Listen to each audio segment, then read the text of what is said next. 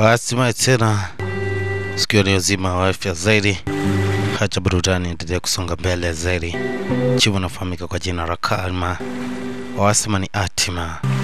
Katika episode ya 3 kuna Faru DJ mchambuzi wako hapa. Kama dawa kama kawaida. Tuunganisha na pale ambapo tulikuwa tumeishia. Wasema ni story ya Yu Jiong pamoja na Jiong nini juu ya mwili ambao inasadikika ulipatikana katika eneo la milima kule. Sasa tunahitaji kujua ni nini ambacho kilitokea mpaka ule mwili ulipatikana katika eneo la milima kule. Na vipi kwa hatima ya mkali kufahamika kwa jina Giryong ambaye alipewa kazi ya kwenda kumuoa mtu huyo. Ni nini alichokifanya mpaka kimeleta utofauti zaidi, kwa sababu kazi yake ilikuwa ni kuhakikisha anamuoa mtu huyo kwa ajali kama mpango ulivyoandaliwa na Mr. Park Hae-jeong ili aweze kupata nafasi ya kulisi mamilioni ya hela ambayo alikuwa anapatikana kwenye mfuko wa bima wa babake. Lakini mambo yazidi kwenda tofauti zaidi. Basi tuendelee kuenjoy na story bomba sana ya Kalma kutoka ZC Production Jumbara Butani. Rangu jina ni Faru DJ The Chosen, kwani usio siku hizi wanapaita kitengo pale usio. Basi tuende katika episode ya 3 tu ili kuendelea kuambamba na mzigo hapa.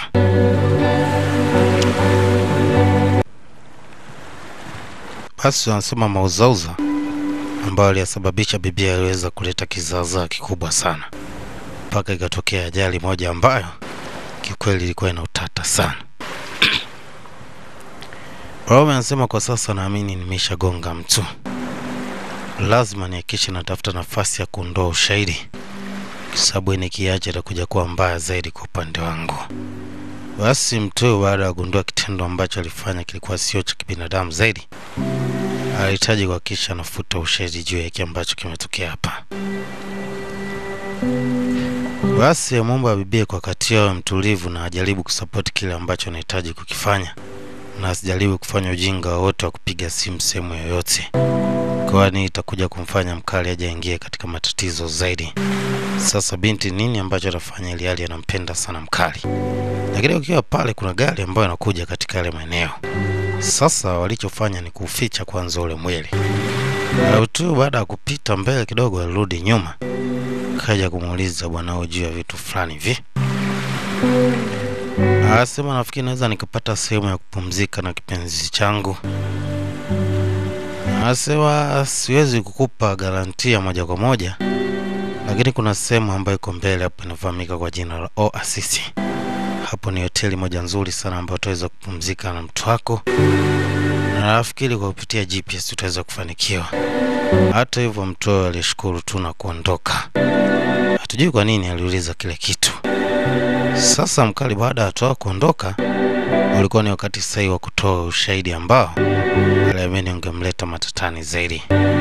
Kwanza alihakikisha anachukua mwili wa ule mwamba ambaye mpoteza maisha na kuhitaji kuhifadhi kwenye buti, japokuwa binti ambaye anafahamika kwa jina Yu Jiong alikuwa anakataa sana kile ambacho kimetokea.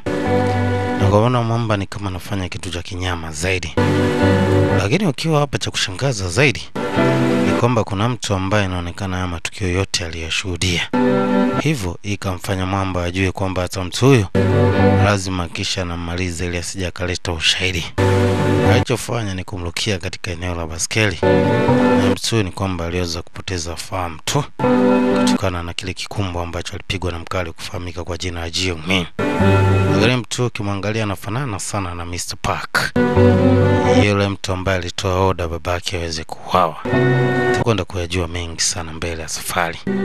Basi hatimaye mwanaume alimwomba binti waongozane pamoja katika eneo ambalo anaamini la milima huko, waweza wakaenda kuhifadhi vitu hivi na hivyo waendelea kusonga na maisha yao. Basi baada ya kufika katika eneo ambalo kwa kipindi hiki kuna kama seluji ambayo imemwagika sana katika ile eneo. Huyo mwamba aliona ndo sehemu sahihi, lakini binti alimsi mchakacho ndani ya buti. Na ikamfanya mwamba agundue kwamba lazima kuna kitu ambacho kimeenda tofauti zaidi. Hasa yule mkali ambaye alikuwa amemzima pale na kibaskeli chake, kwamba alikuwa anaendelea kurejesha fahamu. Huyo mtu baada ya kuangalia pembeni anaona kuna sura ya mtu ambaye mpoteza maisha. Alichoanza kupiga ni kama kelele tu. Na yule bwana ukimwangalia ni kama boya fulani hivi. Wala kumjua mbele zaidi nani mtu huyo mwenye mfanano mkali kufahamika kwa jina la Park Ae-jeong. Hasa mimi sijaua mtu na siko tayari kwa ajili ya kutoa siri juu ya kile ambacho nimekiona usiku wa leo. Basi mwana akasema ina shida, ameenda kupatia kiasi cha fedha, lakini pia nahitaji unisaidie kwenye kazi yangu moja maalum sana. Basi mwanaume aliweza kuwekea kiasi cha fedha kwenye simu yake, na baadaye mwamba alimuonya sana na kumwambia ingekuwa vema kama angejitahidi kufunga bakuli lake.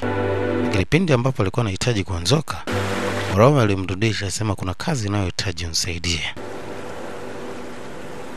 Wasema mwanaume ndo alifanya kazi ya kuhakikisha na ubeba ule mwili kwa ajili ya kupeleka katika sehemu ambayo mwamba alikuwa anaamini wakienda huko atakwenda kuhifadhi.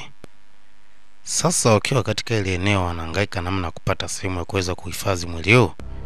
Wanaume walikuwa wanatafuta sehemu ambayo lina rutuba laini kidogo ili aweze kuchimba. Lakini kwa bahati mbaya aliweza kumia katika eneo lake la mkono. Na bwana mdogo alipojaribu kutaka kumpatia msaada, mwamba alikuwa ni mkali zaidi. Hivyo walifanya ushirikiano kuhakikisha wanachimba kitu ambacho unaweza kuita grave. Kaburi sikuchanganye sana. Na hapo walikuwa wanahitaji kuhifadhi mwili. Ndio na episode wanasema the man who stole the body. Basi baada ya kuhakikisha wamaliza kila kitu na kuhifadhi, mwanaume alikuwa anahitaji kutengeneza nafasi ya kuweza kumalizana na mtu huyo. Basi baada hapo aliweza kurejea kwenye eneo la gari tu kutoka kwenye shughuli ambayo alienda kuimaliza kizaazaa, akiwa anahitaji kutoka na kurejea katika eneo la mji. Bwana sasa nini ambacho kinajiri katika episode safi inayofuata? Tukutane katika episode safi ya 4 kwenda kuendelea kuenjoy utamu wa burudani ya Pah. Kwa chuma inapigwa live kutoka ZC Production pale. Wao wanasema gani jumba la burudani. Leo difao DJ the choose anyone kama dawa kama kawaizo. Hii inatoka kitengo baba usio.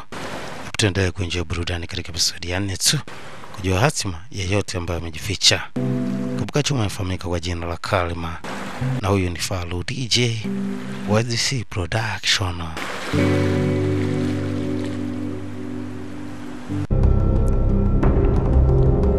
Yes, tukutane katika episode safi inayofuata ya 4 ili kuendelea kupata utamu wa vanilla.